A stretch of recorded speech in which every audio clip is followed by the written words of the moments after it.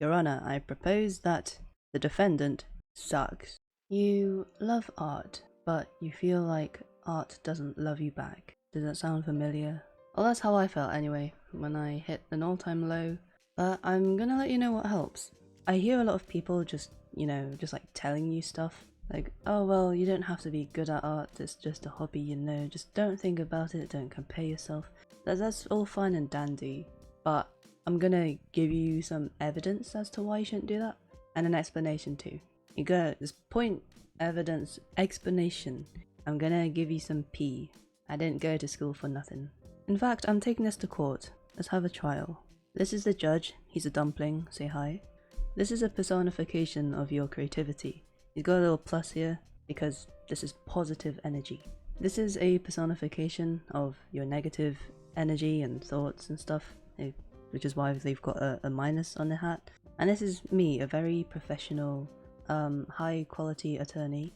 I'm gonna show you the evidence like a girl boss. So we have the judge, the defendant, which is your creativity, the negative energy, which is the prosecutor, and then me, your defense attorney. Sorry, these sketches are a bit shoddy, by the way. I do them in like 5 minutes. But presumably, this is you.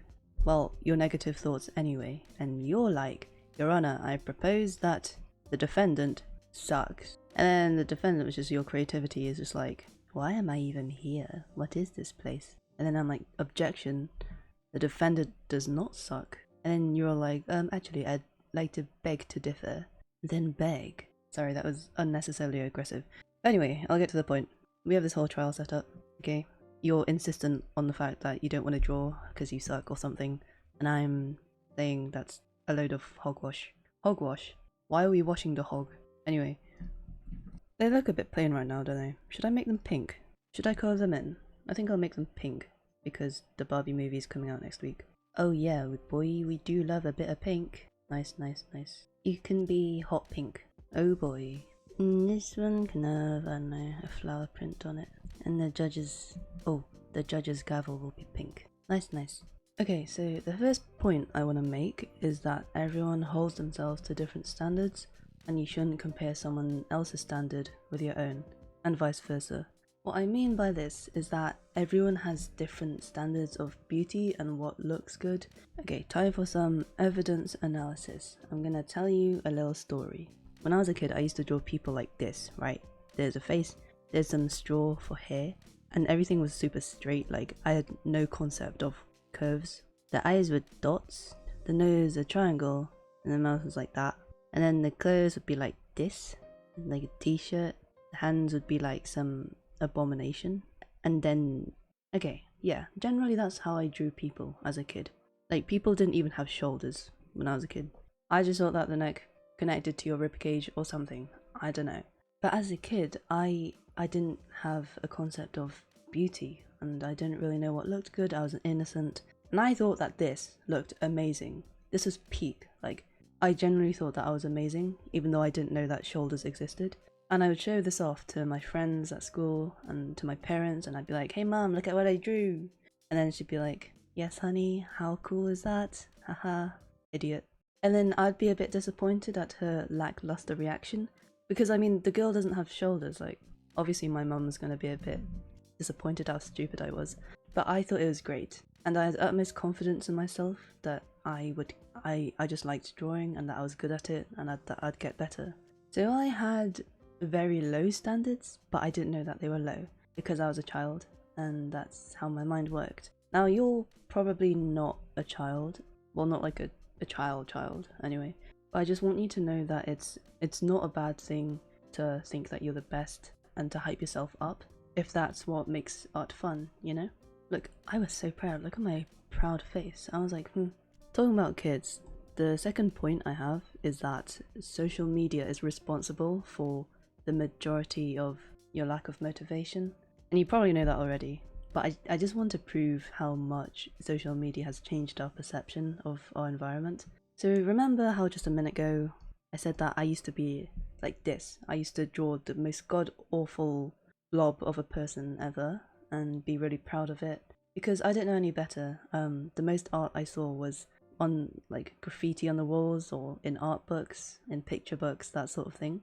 But a few weeks ago, I was talking to my 8-year-old cousin, and she's a lot like me. She really likes art, and she, like a lot of 8-year-olds nowadays, has a phone with social media. And she already had access to the entire library of everything that has ever been digitally drawn. So she already knew what looked good, what she was doing wrong, and what she can do better. But you know, at 8 years old, your motor skills just aren't quite there yet, and it really showed how frustrated she was. She'd draw something and then she'd be like, oh no, that doesn't look right. And then she'd get all upset and frustrated, and yeah, it was kind of disheartening to see. She is a lot better at art than I was at that age because she has access to all the tutorials in the world. But the trade-off for that is that she knows that she's not professional level because she's 8. She's 8 years old, but she still holds herself to those standards, which is ridiculous. But I just wanted to highlight that difference, and this probably applies to you too. It does to me. And for a lot of these artists you see on social media, you just don't see the part where they grew up, the part where they just scribbled as a kid. Ay ay ay, social media. Another thing I want to say is something that's been said a lot before, but I also want to say it, is that artists will always hide their scribbles. Mostly because there's just too many to share online, and social media really just is a portfolio of the ones that turn out good, you know? I'll show you what I mean. This is just a random notebook I have, but I mean, there's a scribble there. Another random side profile.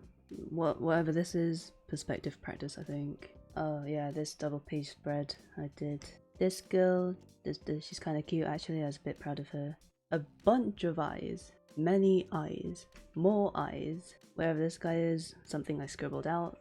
This pretty depressed looking gal, more eyes, even more eyes. Another side profile. And if you notice, all the side profiles I drew are looking that way, because as a right-handed person, it's just more natural and easier for me to draw profiles that are looking to the left. So I'm basically just kind of drawing within my comfort zone and whatever comes to mind. But these are sort of all scribbles that I would just kind of never put on social media because they're not, you know, they're not polished. So yeah, these are just some of the scribbles that I've drawn, and I don't think they're particularly good apart from that one elf and that one guy. Objection! I object to your objection. Remember what I said about different standards? That's just the standard that I hold myself to, and I think it's unfair if you hold yourself to the same standard. I have a bunch of doodles where I've just drawn and then crossed it out, drawn and then scribbled it out, drawn and then, you know, torn out the page, because I hated a lot of what I drew and I got really frustrated. So don't believe everything you see online. Alright, next point. I hear a lot of people say, you know, if you want to mess around with proportions and human anatomy, then you need to know the basics of how it works first. And then people are like, oh, you need to do some life model drawing, you need to, you know, look at references, copy those, do all this lighting and shading techniques. But I'm here to tell you that you don't. What do you mean, don't? All these professional artists are telling me that I need to. Well, yes, it's important, but I think sometimes we all just need a reminder that art is meant to be fun, and most of us aren't doing it as an occupation, we're just doing it as a hobby. So if finding references and copying them and doing life models and studies all the time is a bit of a burden and makes you kind of not want to do it, then don't.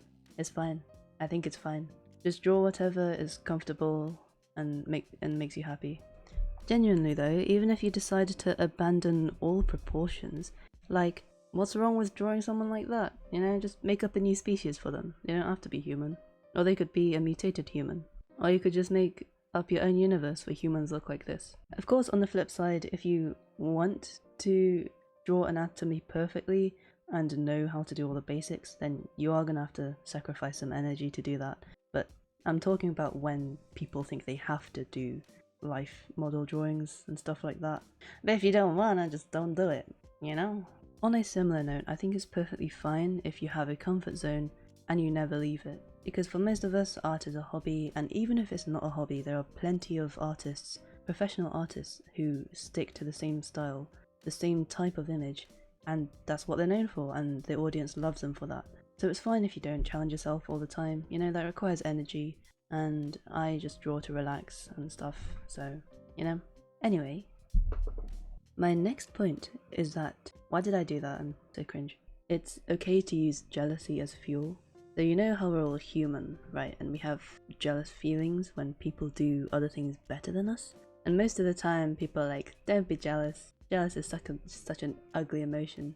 Jealousy? Nah, forget it. And it's true. Like, jealousy is pretty ugly and it's not a nice feeling to have. But just because we say that doesn't mean we can switch it off, you know? So I think it's okay to use that jealousy to fuel your growth. Well, I guess it's competition, but the other person don't know that you're competing with them. I had this friend who was really good at drawing, and I got immensely jealous, so I started to draw just like her. I drew similar things to what she drew, and tried to draw it better actually. But later on down the line, I found out that actually she was jealous of my art, so we were just jealous of each other. And for me, I turned that jealousy into sort of determination. Now, this doesn't work for everyone. You know, actually all these points don't always work for everyone. Just pick and choose what you think is right for you. Am I just a jealous beach? Perhaps. Blue, something that really demotivates me is when I draw something and it turns out really good, but then I do one thing and I ruin all of it. That really gets me down. That's right, baby, I got a solution. If you make a mistake and your nice drawing turns into a bad drawing, you can either try to salvage it, or you could just turn it into an abomination. I will try to demonstrate right now. Let's say I'm trying to draw this really pretty looking girl, yeah? And let's pretend I'm drawing this on paper with a pen. Let's forget that I can Control Z at any point. And I think she's turned out really pretty, except for the fact that her eyes look a bit dead because of this line. She looks a lot older than she's meant to.